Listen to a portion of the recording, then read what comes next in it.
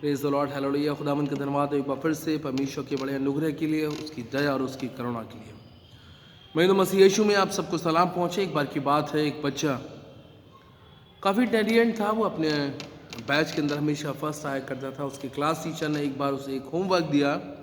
उन्होंने black board पर लिखा कि इस चैप्टर को कल याद करके आना, और वो चैप्टर था सदा सत्य बोलो। अगले दिन बच्चा आया, टीचर ने पूछा, बच्चों जो कल तुम्हें ब्लैक बोर्ड पर लिख कर दिया था, क्या तुम्हें याद है? सबने हाथ खड़ा कर दिया, जी सर हमें याद है। उस बच्चे से पूछा, तुमने हाथ क्यों नहीं खड़ा किया? क्या तुम्हें याद नहीं? उस बच्चे ने कहा, नहीं सॉरी सर, मैंने याद नहीं कर पाया ये चैप्टर। अगले दिन फिर टीचर ने कहा कि याद करके आना। अगले दिन फिर जब वो क्लास पहुंचा, टीचर ने पूछा, क्या तुमने आज याद कर लिया? टीचर ने कहा, सॉरी सर, मैं आज भी याद नहीं कर पाया। टीचर को थोड़ा गुस्सा आया, टीचर झुलझुलाया। टीचर ने कहा, कोई बात नहीं, तुम अच्छे बच्चे हो, इसलिए मैं तुम्हें एक दिन का टाइम और दूंगा, लेकिन कल मैं प्रिंसिपल के सामने तुमसे पूछूंगा। तीसरे दिन फिर बच्चा स्कूल पहुंचा, प्रिंसिपल को बुलाया गया। उन्होंने पूछा, क्या तुम्हें आज पाठ याद है? बच्चे ने कहा, जी सर, आज मुझे पाठ याद है। प्रिंसिपल ने कहा, तुम इतनी होशियार बच्चे हो, उसके बाद भी एक छोटी सी लाइन का पाठ था कि सदा सत्य बोलो, एक लाइन का पाठ तुम्हें याद करने में 3 दिन लग गए।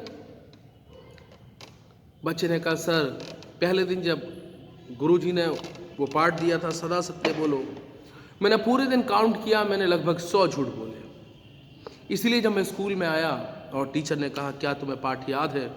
मैंने कहा, नहीं। अगले दिन मैंने बहुत कोशिश करी, लेकिन उसके बाद भी मेरे मुख से लगभग 60 से 70 झूठ निकले। फिर टीचर ने पूछा, मैं कैसे कह देता कि मुझे पाठ याद है कि सदा सत्य बोलो।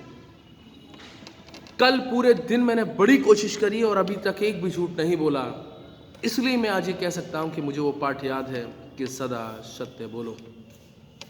मैं तो कई बार मैं और आप अपनी ज़िंदगी के अंदर बहुत कुछ प्रीच करते हैं, बहुत कुछ दूसरों को ज्ञान देते हैं और बहुत कुछ दूसरों को समझाते हैं, लेकिन जो बात में और आप अपने जीवन से दूसरों को बता रहे हैं, दूसरों को सिखा रहे हैं, दूसरों को आदेश या निर्देश दे रहे हैं, उन बातों को मैं और आप अपनी ज़िंदगी के अंदर कितना अमल करते हैं, या मैंने और आपने खुद उन अनुभवों को कितना जिया है, कि मैंने और आपने खुद उन पर कितना विश्वास करके कितना उन्हें फॉलो किया है, ये मेरे और आपके जीवन के लिए बहुत ज़रूरी है।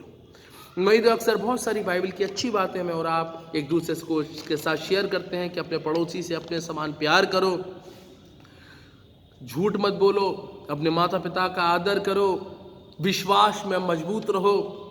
बहुत सारी अच्छी अच्छी बातें मैं और आप एक दूसरे के साथ शेयर करते हैं, लेकिन मैं तो खुदावन चाहता है आज की संध्या मैं और आप इस बात को याद रखें कि प्रैक्टिस व्हाट वी प्रीच, कि जो हम प्रीच कर रहे हैं, जो हम दूसरों को सिखा रहे हैं, सबसे पहले वो हमें अपनी लाइफ के अंदर फॉलो करने की आवश्यकता है, अपनी लाइफ के अंदर उन बातों पर अमल करने की आवश्यकता है। जब तक मैं और आप अपने खुद के अनुभवों में वो बातें नहीं लाएंगे, जब तक मैं और आप अपनी खुद की चाल चलन में, खुद के विचारों में, खुद की सोच में और खुद की ज़िंदगी के अंदर वो बातें नहीं लाएंगे, तब तक मेरी आपकी कही हुई वो बातें कभी भी प्रभावशाली नहीं हो सकती, कभी भी दूसरे के ऊपर कोई प्रभाव नहीं छोड़ सकती, कभी भी दूसरे को मन को नहीं बदल सकती। इसलिए हम भले ही थोड़ा जाने, भले ही हम एक लाइन खुदावंद के वचन को सीखें, एक लाइन समझें, लेकिन मुझे और आपको चाहिए कि उस एक लाइन का, एक वर्स का, एक आयत का अर्थ समझकर मैं और आप उसे अपने जीवन के अंदर अमल करके उस पर सबसे पहले मैं और आप चलने का प्रयास करें। तब मेरा और आपका वो सीखा हुआ वचन, मेरे आपका सिखाया हुआ वचन कारगर होगा और मेरी आपकी प्रार्थनाएं खुदावन के पास पहुंचेंगी। प्रभु आप सबके साथ रहे, खुदा का अनुग्रह आप सब पर बना रहे। रेवरेंड यूसुफ दास की तरफ से आप सबको बहुत बहुत सलाम पहुंचे। प्रभु अनुग्रह कर, दया कर, करुणा कर, हम सबको खुदावन जो वचन हम बोलते हैं उस पर अमल करने की ताकत दे, यीशु के नाम से।